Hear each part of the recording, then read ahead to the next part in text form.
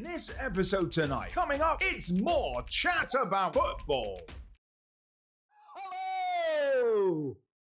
Well, hello there. Unbelievable. Here we are, Corby Town TV. Welcome back. This is a YouTube channel for Corby Town Football Club.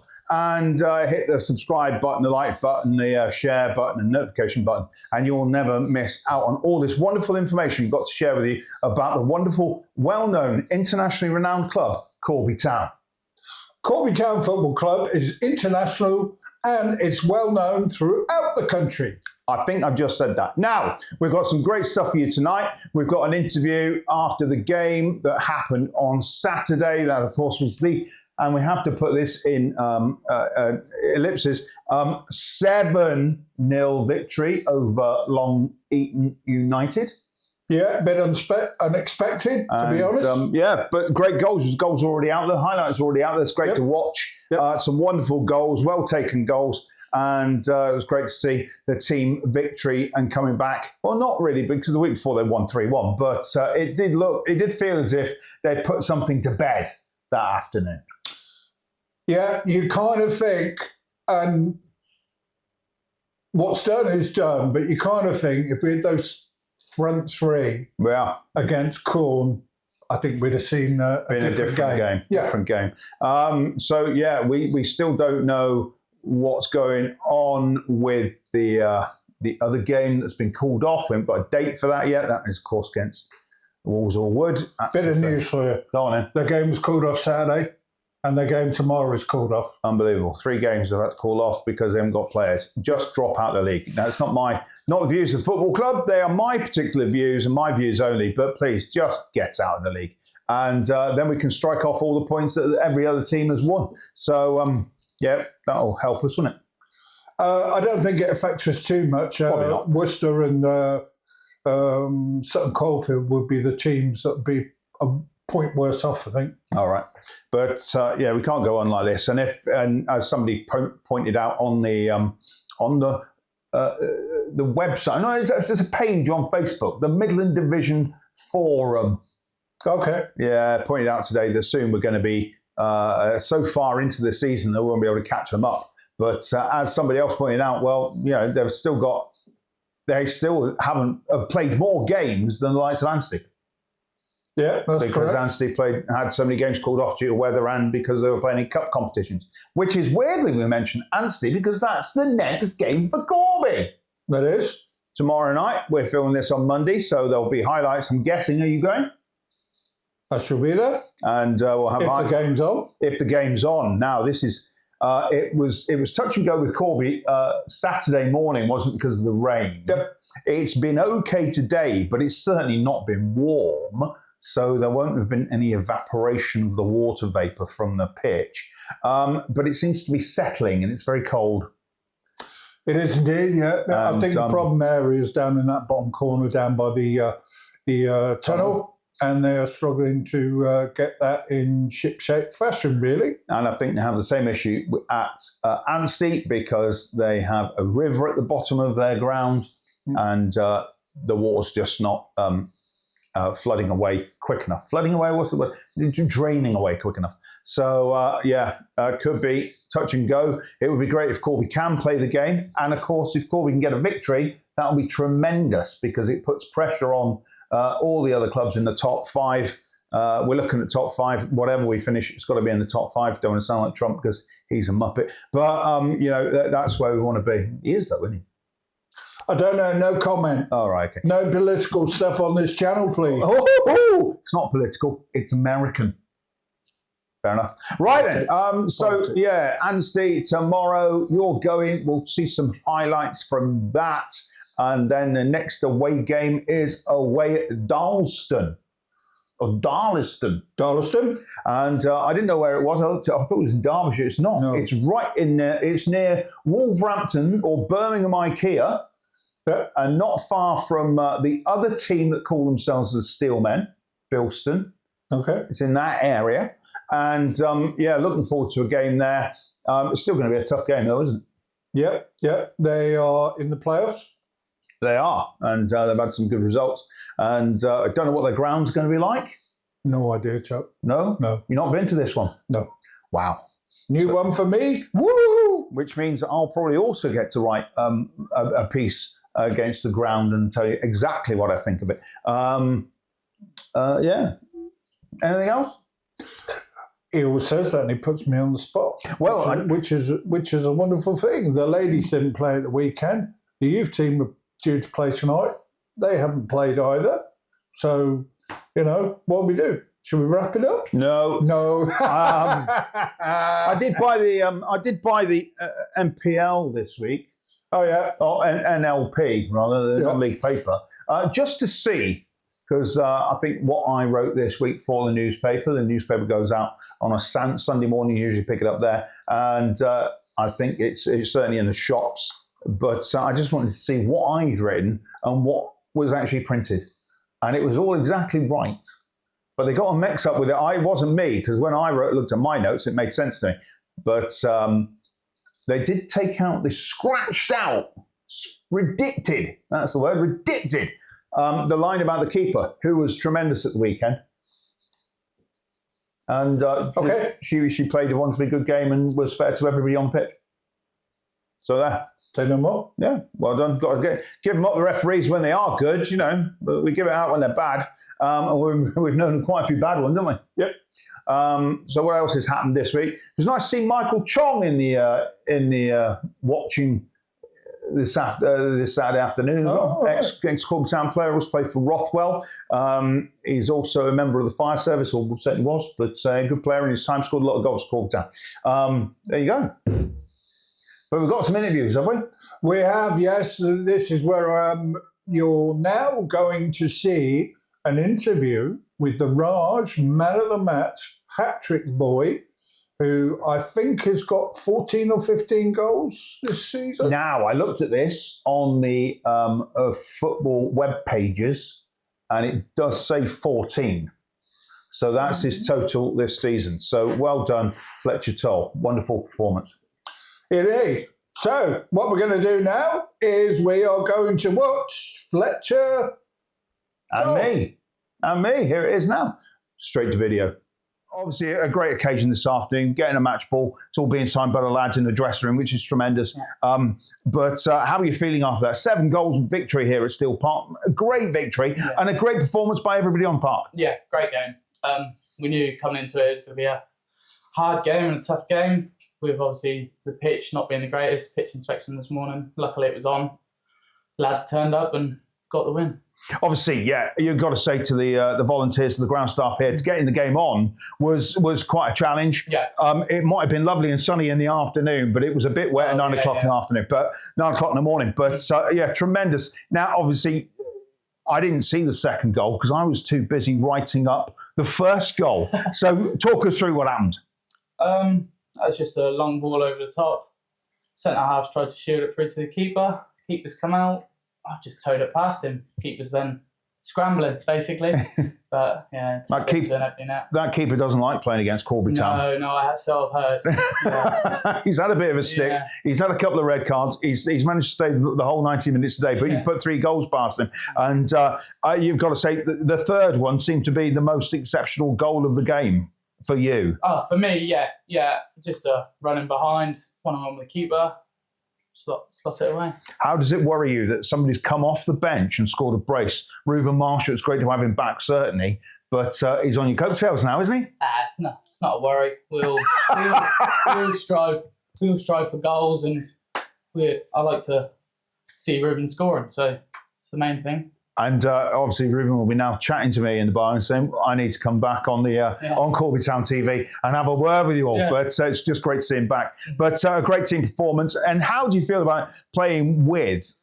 He's only a young lad, a loanee from Cobblers. It looks tremendous. He's got some legs on him to get past players. But he scored the first goal of the afternoon. Young Neo, tremendous player. Yeah, he seems like a good lad. He's been here a week now and seems keen, seems happy to be here. And yeah, he seems a really good lad. Now, you picked up also the Man of the Match award this afternoon, which is sponsored by the Raj in Kettering. It's an Indian restaurant, so you get a meal for 2.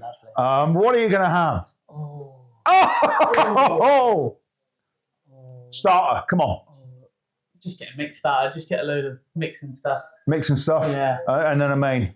Like a lamb bhuna. A lamb bhuna? Yeah. I do like a little lamb bhuna. With naan or with rice? Rice. Rice. Okay. It's nice to see you looking after stuff. I've got to say, Fletcher Toll, it's been an absolute joy being here. Great performance this afternoon. Wonderful 3 goals. Well done. Well, that was quite interesting, wasn't it? That was very interesting. He's very happy. He still doesn't know what he wants to eat at the Raj. He'll be all right, though. I'm sure they'll look after him. He also got a match ball signed by all the players. He did? I did see that in the bar after the game on Saturday. And guess who else was allowed to sign it? I did, just Chuck. And Dim Jarrah. See, you miss all this out. Dim Jarrah? Dim Jarrah. Dim Jarrah. That's a spoonerism, ladies and gentlemen. And you're welcome to it. But yeah. I've got to say thank you very much to Jim for passing on the photographs. As you may have seen that the thumbnails on the videos now look a lot better, I think. Stills. Using Jim's stills when he's there.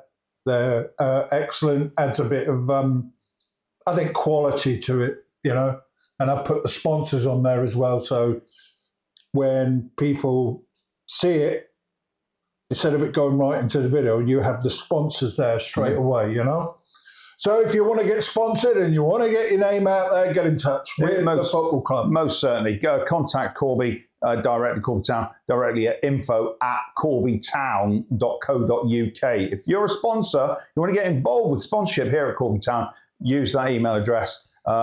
You can address it to Macca, that's not a problem at all, or dear Mr. Secretary. That would certainly work, wouldn't it? So, thank you very much, Chuck. Yes, now we're going to get into the latest youth team action. Away at Rushton, and Diamonds played at Malton College. Corby were in the ascendancy from the first off in this mistake, and there you are. It's 1-0. Great ball from Kyle. And Daniel was on hand to put the ball home. Corby kept up the pressure. Good corner coming in there. And Harvey Stanozowski pops up again. And Harvey has made it 2 goals in 2 games. Corby 2-0 up within quarter of an hour. Now, Corby were much the better team, and Diamonds found it hard to make any real progress. Another great effort coming in. Corby more or less played with the same squad. They had a lot more players available. And, before any time at all, it was 3-0. And Seat Hyder got his first of what would be a hat-trick on the evening. So, yes, as you can see, the supporters were going wild. And hands were clapping and people were cheering. And that makes it all worthwhile. This should have been 4-0, to be honest, but it wasn't. And that's fine. So we go into the second half. Diamonds had a great free kick, and yet it would have been a goal for sure. Corby kept pushing after a maybe cagey 15 minutes or so at the start of the second half. We weren't 100% certain, whether they thought the work was done or not. But they didn't think the work was done, and this was probably the best goal of the evening. See, Hyder putting the ball away for his second, and a great finish, 4-0, just before the hour mark, really, and Corby just pressed home their advantage from then on in. And very nearly 5-0 there, but a great shot and effort. Tiff would have been delighted with what was happening so far. Corby were, like I say, much the better team. Carl Hutchinson was spraying the ball around like a magician with a wand. And there is the hat-trick. Heats, how you do it, if I pronounce his name right, was on hand to make it 5-0. Kyle again, another great free kick. He's playing these ones along the ground at the moment, which is causing goalkeepers all sorts of problems. Corby playing the ball out wide. Oh, lovely little turn and pirouette thing, yeah. And Kyle with another great ball in. And this time, Nigel Messina was on hand to make it 6-0. And at that point, it was no more than Corby deserved. This was one of the turning points in the game, though. Corby failed to make several challenges, allowing Diamonds to go right down the other end. They were so unlucky not to get on the scoreboard from this particular occasion.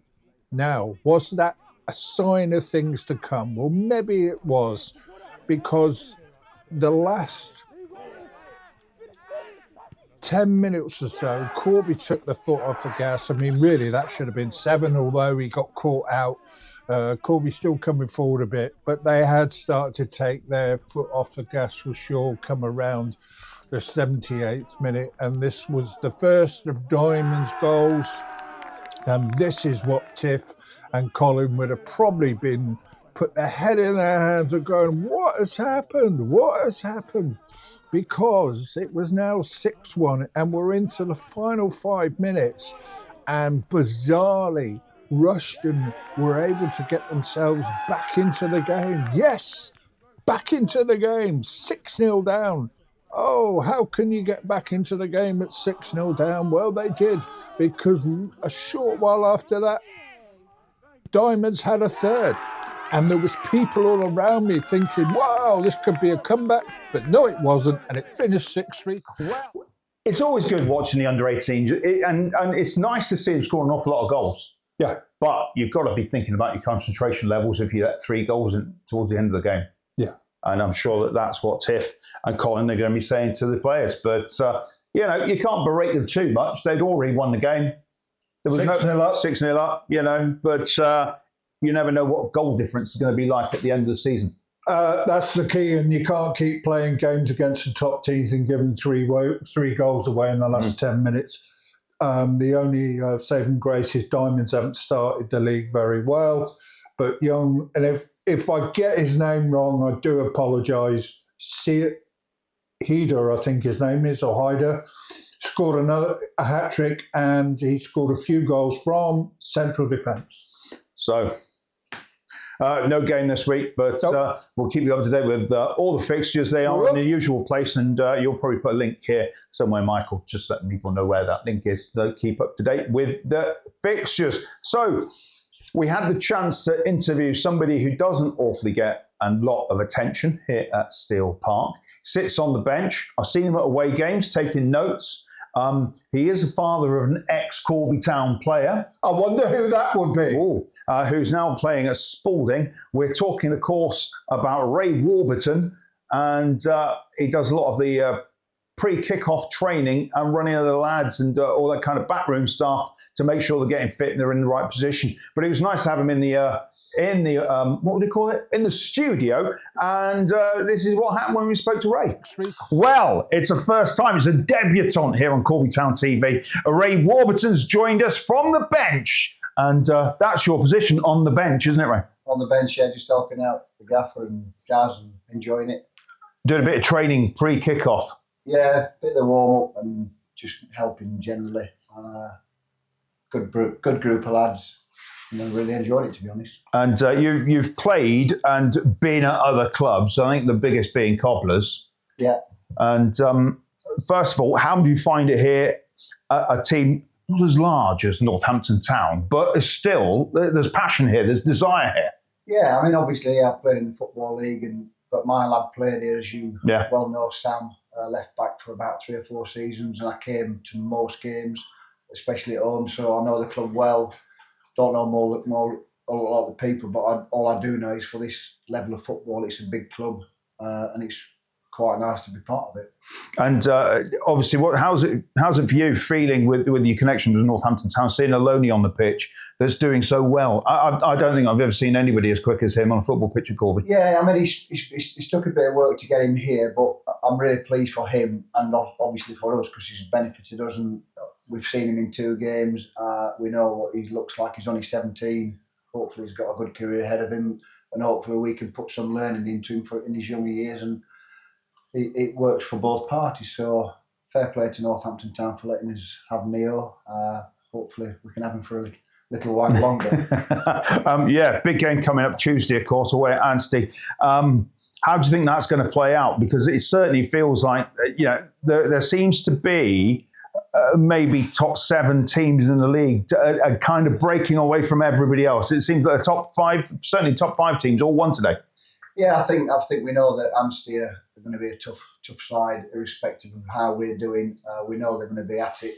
It's a big game. I think the gaffer's already set it up with the lads, and he's put it in the head that Tuesday night's a massive game. We know that. But if they turn up and perform like they did today and set off, on the front foot and pass it well and you take your chances, we go there with a lot of confidence and it should be a good game. Another away game follows that away at Darlaston.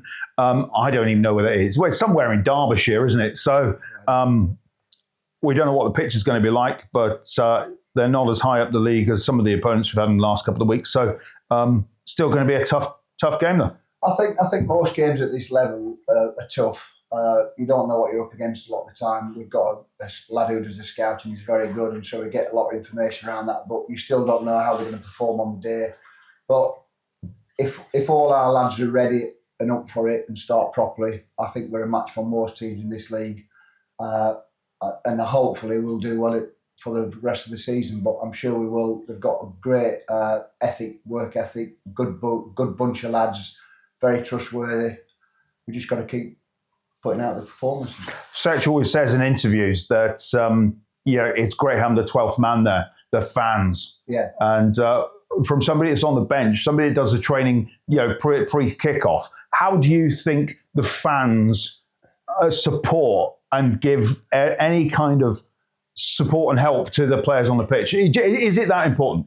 Absolutely, yeah. I mean, obviously going back 5-6 years when my lad were playing, I used to enjoy coming because they weren't like one man and his dog watching the game. And I think when you're playing, you're going to be getting 600-700 people here regular. It's a massive motivation, especially a lot of young players who we've got there. So, for the seniors, Rory and perhaps Millie and one or two of them, it's not such a big deal. But to be playing at step 4 in front of 700-800 people every week is fantastic. And lastly then, Sam coming back? No comment. He's a great player. And I Chuck the Poet supported him and sponsored him during the season. So, Sam, I hope you're well. Your dad's okay. He's doing a great job. Ray? Yeah, he's at Spalding the Wood today, 2-0. He's played left centre half. So, but he's, we'll see. I can't say up the tulips, but Sam Warburton keep playing football. Nice to see it. Anyway, thanks, Ray. Appreciate it. Cheers. Take care. Thank you. Well, that was very good, Chuck. Very interesting indeed. It was. It's always good to hear people from the back room, and obviously what's happened in games, and certainly in the after game, the post match interview with Setch. Especially after Friday, he congratulated every member of the team, every member of all the fans, all the substitutes that came on, the whole backroom staff. And us, and obviously that's why we have people like Ray coming in and talking to them. We'd like to get the hold of them. We've had Edie in and we've Dazza in. Not this season. Well, we've spoke to him. Didn't we? That was last year at the start. He wasn't going to come in this weekend, was he? No. Not after Tottenham battered West Ham 4-1. Yeah. But did you, when you announced that on the tannoy? Yeah. Did you see his gesture? No. Well, I can't show you that. Was it a bit like that? No. Oh, all right, okay. Let's just say his hand went in the air and turned round. Was it a Gareth Hunt moment from the coffee commercials? Probably. Bit like that, maybe. Don't worry about it, Dazza. There's always another game next week. Now, we'll get some more of the backroom staff. We've spoke to Sandra, of course, haven't we, in our time, and we've spoke to other people. Yeah. It'd be great to get the Fizz in because Brian is a great talk. Should be just to understand what happens in those moments when you're patching up players and whether or not she has one of those magic sponges anymore from behind the velvet curtain. Say no more on magic sponges. Let's get them all in, and we want you to be able to understand and appreciate what goes on back backstage here at the football ground. So, but there's lots of people volunteering, and you've also got to say a big help and a big thank you to the volunteers that helped get the game on Saturday, because it was a little bit iffy at the start. Would have been off at 9 o'clock in the morning, but lots of forking on the pitch, lots of getting rid of water, and well done for getting the game on, and just as well, it got the game on. 7-0 victory. And thank you very much on Saturday. I don't know this chap's name, forgive me for that, who gently put me to one side and asked if I could speak up on the podcast. The problem that I had was that Chuck is now using a little lavalier mic, and I've switched to the same, so that should produce a much more level sound, so thank you for that. We can actually see the indicator on the sound as we're looking at the screen, so it is quite high and quite good. It's not quite tweaking the red, which is something we would say in the radio industry. That's absolutely correct, and you'll notice it in the interviews more that done with Ray and Fletch. Chuck's voice is up here and theirs are lower, and that's because they were using the mic with a fuzzy bit on the end, and it's just not picking up in this room as good as it should. So we've switched to the lavalier, both of us now, and that should rectify the problem. Not only that, I'm a loudmouth. So, looking forward. Yeah, so there you go. So lots of football still to catch up on. Hopefully, by the time this podcast goes out, you'll also have the highlights for the game against Anstey if it's on, and a chat with Serch after the game. You can do that. We will do. Yeah, I'll be doing that because that's my job when Chuck isn't there, and I look forward to that. And I'll be on the radio telling people on Corby Radio all the stuff that's happening away at Anstey. So we need to keep that kind of stuff all together and make sure that everybody's aware of what's going on. And looking forward to 2 games this week, though it's going to be a very busy week and quite a challenge. Let's hope they go ahead. And next game here at Steel Park. I think I might have read this out wrong, because I said the next game is on the 2nd of November. It's the 30th of and there is October. A game on the Wednesday. Yeah. Wellingborough in the Cilia Cup. Should it be played behind closed doors? Should we be playing half a team? Should we be putting the youth team out? Nobody wants to play it. No team in Northamptonshire wants to play in the Hillier Cup. I think. Sorry to butt in. Tuesday night we got Anstey.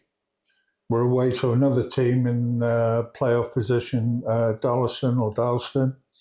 And then we got Wellingborough. And then on the Saturday, I think, we not got Calcer. I think it is Sporting Calcer. So I would be hoping that with those 3 really tough games, that you would thinking, sure, it's got to be a youth team based side. Well, maybe. He's got to bring the players in to do that. I'll just check, see if it is Calcer. I hope it is. I can't remember saying the word Calcer out loud on the microphone, on the PA the other day. But, it is. No, it's the 2nd. It's Shepshed Dynamo. Shepshed. So Shepshed on the 2nd.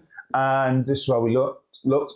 And could we please refrain from any social media of any jokes about, I'm not saying it, we're at home, aren't we? Yeah. Oh, right. I thought. Oh, right, yeah. Away, yeah. Oh, I thought you were going to mention the ground. But one thing has come out, because I mentioned the non-league forum for the Midland division, which is a Facebook group that you have to apply to join, and somebody ticks it off in administration. And it came out that I pointed out that Corn had changed their badge. Yep. And I asked the question, politely, obviously, why is it that Corn had changed their badge? This is on the back of the fact that of the 22 teams in our league, yeah? You understand that? 22 teams in our league, 15 of them have their badge is a roundel. So it's a round badge, yeah? And Quorn have gone to this, and it's a roundel, and it's red and white lines. It looks, don't catch it at the wrong angle because it will look a bit weird, but their old badge was a bloke with a red jacket riding a horse chasing a fox. So they have deliberately changed their badge to get rid of that fox killing, hunting. I knew that was coming because he's mentioned it so many times on this programme before. But it's nice to see that they're taking note of what's being said around them. Do you think that was you? Well, Do you think I think it was us. The whole club. I think it was us. I never mentioned anything about Fox. But it is nice to notice that. And then people came back and said, "Well, there's lots of clubs changing their badges and going to rounds, but not in the Prem. Even your team's it's just a tree and a wiggle, tree and a Trent." Yeah, but there's something special about ours. What? There's something that Tottenham will never have. 2 stars. And we've won 2 European trophies. Not the European Cup, though. That doesn't matter. It doesn't even exist anymore. That doesn't matter. It doesn't exist anymore. Yeah, of course it does. Take them off. It's the Champions League. No, but you didn't win the Champions League. It's the same trophy. Yeah, we won the UEFA Cup. Exactly the same trophy. Oh, how many times you won the FA Cup? None. Thank you. How many times you won the League Cup? League Cup? Oh, too many. If we win it this year, I'll be cock-a-hoop about it. We're going to get into a banter about Forest and Tottenham. That's fine. Yeah, I think that game's coming up soon, and we'll embarrass you. But we are Tottenham, and that's all that matters. So, but yes, have we got anything more to do today? Because obviously, there's a lot. It's video heavy this week. That's what we want, though, isn't it? We want more content, and people have asked for more content, and we get more views when there's more content, Chuck, and that's what it's all about. It's not about you and me; it's about what we can provide. So, if you're a member of the youth team and you've watched yourself playing football, share it with all your mates. If you're a member of the Corby Town first team squad, like Fletcher told, share it with your mates. He's got lots of mates, Fletcher.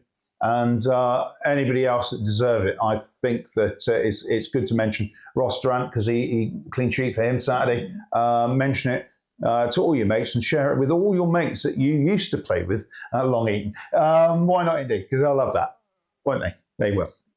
I know. So yeah, that's what we can do. Yep. Well, thank you very much. Very good. So we'll say again, like we did at the top of the show, hit the subscribe button, the like button, the refresh button, and the notification button, and the share button. And you'll always know about these wonderful podcasts from here at Corby Town on Corby Town TV. In the meantime, don't forget to follow us on all other social media channels. Indeed, and we'll put something maybe out on TikTok for you later. But in the meantime, we'll see you at the football. My name's Chuck. This has been Michael. We'll say goodnight.